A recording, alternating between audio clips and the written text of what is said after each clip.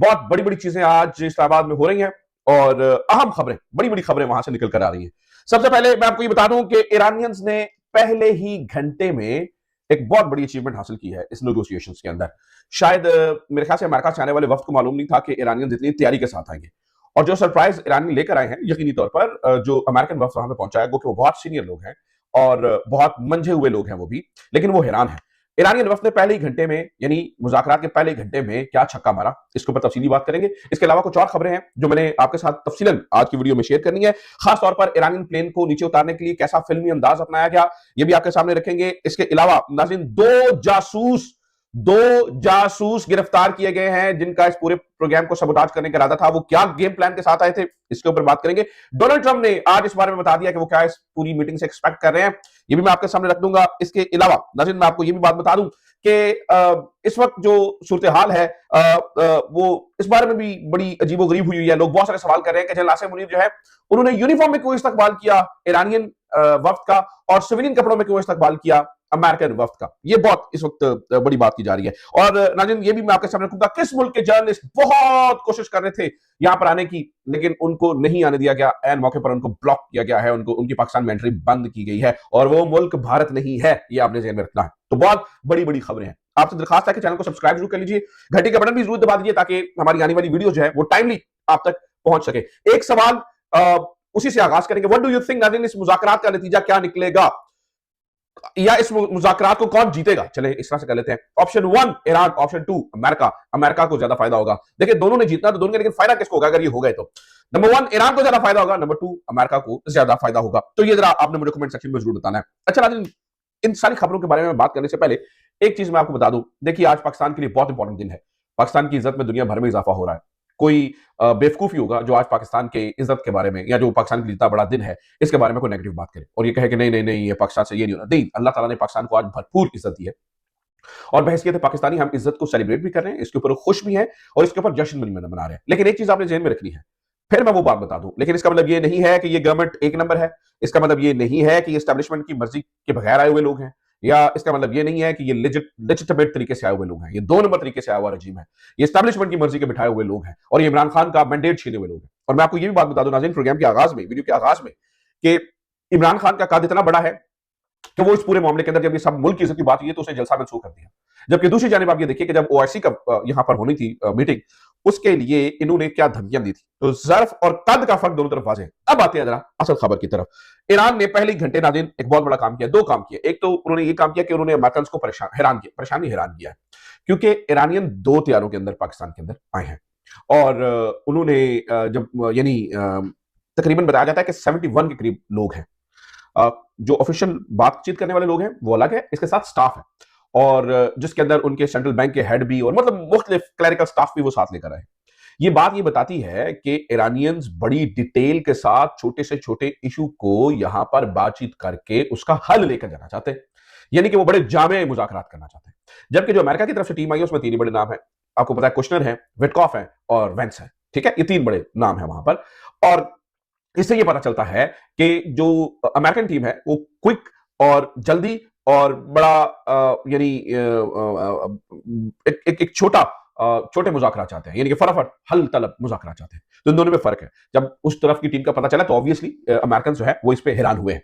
मैं आपको ये बात बता दूं कि पहले ही घंटे में इन्होंने एक बड़ी अचीवमेंट हासिल की, और वो क्या, मैं आपके सामने ये खबर पढ़ के सुना देता हूं कि इन्होंने पहले ही घंटे में क्या अचीवमेंट हासिल की है।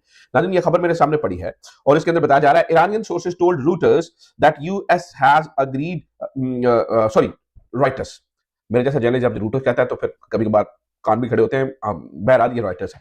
Iranian sources told Reuters that US has agreed to release frozen Iranian assets held in Qatar and foreign banks, calling it a sign of seriousness in ongoing Islamabad talks. तो अमेरिकन ने, ये Iranian बता रहे हैं Reuters को, कि American ने उनके जो मुंजमद असासे हैं उनको डी फ्रीज करने का कह दिया है, जो कि कतर के बैंकों में पड़े हैं और दूसरे मुल्कों के अंदर पड़े हैं। उन असासों को जो है ना वो बिल्कुल रिलीज कर दिया है, और बताया जा रहा है कि ये इस साइन ऑफ सीरियसनेस जो ऑनगोइंग टॉक्स चल रही है उसमें वो यानी बताना चाहते हैं कि हम कितने सीरियस हैं। ये ईरानी टीम का बहुत बड़ा छक्का है। देखिए, उसकी वजह मैं आपको बताता हूं। कल से जो बताया जा रहा था कि इस्लामाबाद के ऊपर बादल मंडला रहे हैं, और जेडी वैंस भी जो आज सुबह पहुंचे, उन्हें भी कल पहुंचना था। वो कब से चले हुए, कभी किसी मुल्क जा रहे थे, कभी किसी मुल्क जा रहे थे। ईरानी वफ्द भी नहीं आ रहा था। उसके अंदर दो बातें थी। एक कि भाई अटैक को हॉल्ट किया जाए इस वक्त जो लेबनान के अंदर हो रहा है, और दूसरी बात ईरानियंस का ये कहना था कि भाई हमारे जो असासे मुंजमद हैं इनको आप फौरी तौर पर रिलीज कीजिए। तो ये दोनों बातें किसी हद तक मनवा ली हैं। हाँ, अभी दोबारा से जब ये पहुंचे तो दोबारा पता चला कि हमला दोबारा लेबनान के ऊपर हो गया है, लेकिन किसी हद तक ईरान अपनी बातें मनवा रहा है, और पहले ही यानी अभी मुज़ाकरात का आगाज हुआ है, पहला ही घंटा है। या मुज़ाकरात भी दो तरह से होने हैं।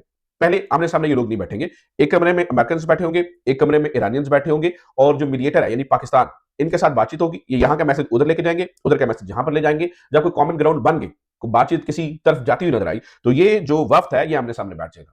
और नाज़रीन, मैं आपको एक बात बता दूं कि कल रात आप ये देखिए जेडी वेंस भी आए हैं, और अभी बात करते हैं वो वर्दी क्यों जनरल आसिम मुनीर ने पहनी और दूसरी तरफ क्यों नहीं पहनी। लेकिन एक बात आप देखिए, पहली बात यह है कि पाकिस्तान ने जब ईरानियंस का प्लेन यहाँ पे उतरा तो उसे बड़ा एक फिल्मी अंदाज में उसको लैंड करवाया है। बताया जाता है कि ट्रांसपोर्ट यानी वो अपनी जो लोकेशन है उसको ऑफ कर दिया था ईरानियन जहाज ने, और उसके साथ एक पाकिस्तानी जहाज चल रहा था जो ईरानियन जहाज को लैंड करवा के आगे फिर इस्लामाबाद एयरपोर्ट की तरफ चला गया, और जो साथ में हमारी सिक्योरिटी के लिए एयरफोर्स के तैयार थे वो अलग से ईरानियन वफ्द को सिक्योरिटी दे रहा था।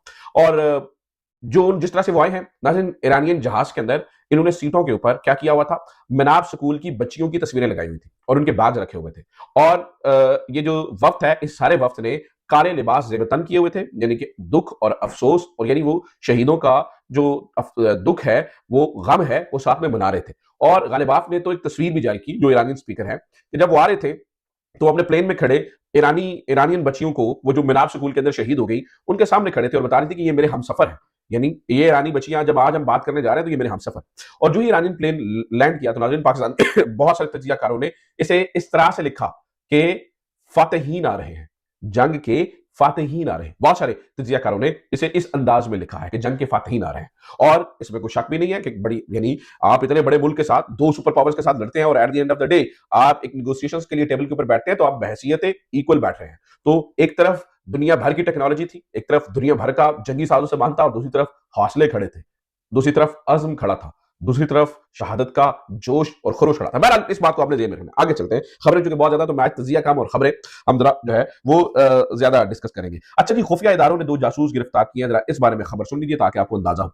पता ये चला है कि खुफिया इदारों ने अपारा फूड स्ट्रीट से 2 ऐसे अफराद को गिरफ्तार किया है जो प्लान बना रहे थे कि किसी गैर मुल्की सहाफी को कुछ पैसे दें, यानी डॉलर्स की तरह अदायगी करें, और उस सहाफी की जिम्मेदारी ये लगाई जाए कि ऐन मुज़ाकरात जब हो रहा हो, यानी जब वो मीडिया कवरेज हो रही हो, तो या जब ये दोनों वफ्द आपस में मिलने के लिए आए, तो वो मीडिया के सामने बेहोश हो, एम्बुलेंस आए, ताकि सारी तवज्जो उस तरफ हो जाए और अटेंशन डाइवर्ट की जाए। इतलात के मुताबिक गिरफ्तार अफराद की शिनाख्त मतियुल्लाह वल्द जान मोहम्मद और असद वल्द नामालूम के नाम से हुई है। अच्छा, ये अब ये स्टायर है, या ये ड्रामेबाजी है, या ये एक पोस्ट नाज़रीन नून लीग के सोशल मीडिया के जो लोग हैं वो बहुत जो है ना वो फैला रहे हैं।